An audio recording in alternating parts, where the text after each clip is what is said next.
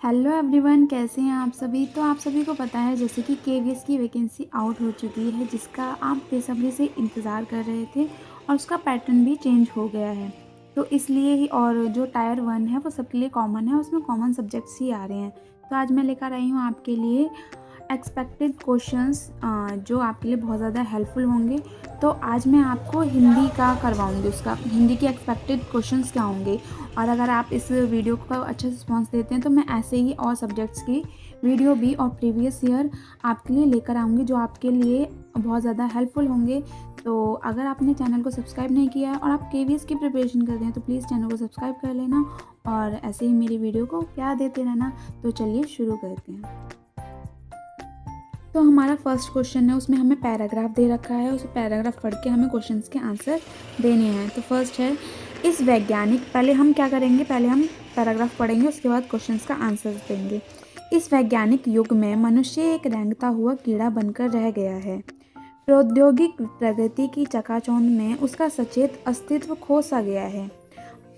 आत्म अलगाव से दंशित होकर वह आज अपनी जीवंत सत्ता को समझना चाहता है। वह उन सब का विरोध करना चाहता है जो जीवन जीने के मार्ग में बाधक है।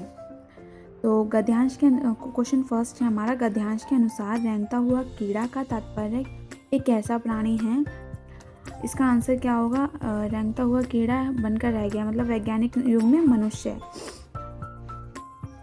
जिसका कोई लक्ष्य नहीं है। इसका आंसर होगा थर्ड, जिसका कोई लक्ष्य नहीं है, मतलब इधर उधर भटक रहा है लेकिन उसका कोई लक्ष्य नहीं है। तो चलिए सेकंड क्वेश्चन देखते हैं। सेकंड क्वेश्चन भी हमारा पैराग्राफ से है, तो हम पैराग्राफ को नहीं पढ़ेंगे, हम डायरेक्ट क्वेश्चन का आंसर देने की कोशिश करेंगे। चकाचौंध के भाव में शामिल नहीं है। चकाचौंध के भाव में क्या शामिल नहीं है, वास्तविकता, छलावा, दिखावा या असत्य। तो वास्तविकता उसमें शामिल नहीं है। इसका आंसर क्या हो जाएगा, फर्स्ट इसका आंसर हो जाएगा। नेक्स्ट है हमारा, गद्यांश के अनुसार मनुष्य क्या करना चाहता है।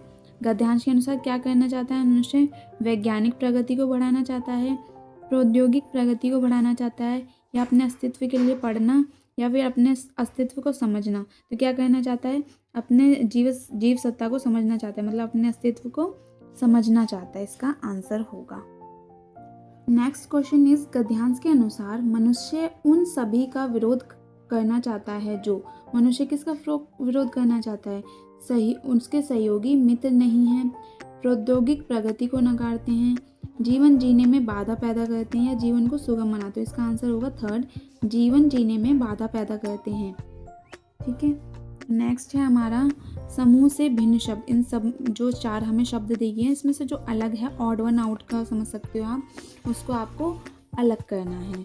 तो इसमें क्या होगा, अपनी, जीवंत, उसका, सबका।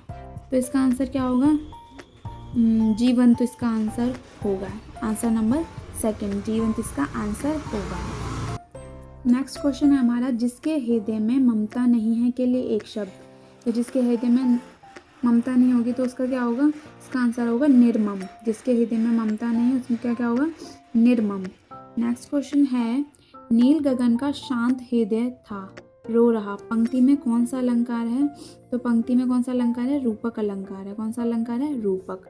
नेक्स्ट क्वेश्चन है हमारा, बहुत क्रोधित होने के भाव को अभिव्यक्त करने वाला मुहावरा, मतलब बहुत ज़्यादा क्रोधित होना, गुस्सा होना। तो खून सूखना, खून खौलना। इसका आंसर होगा खून खौलना। बहुत क्रोधित करना मतलब बहुत गुस्सा करना, मतलब खून खौलना, मतलब कहते हैं ना मेरा खून खौल रहा है इसे देखकर, या जो भी है।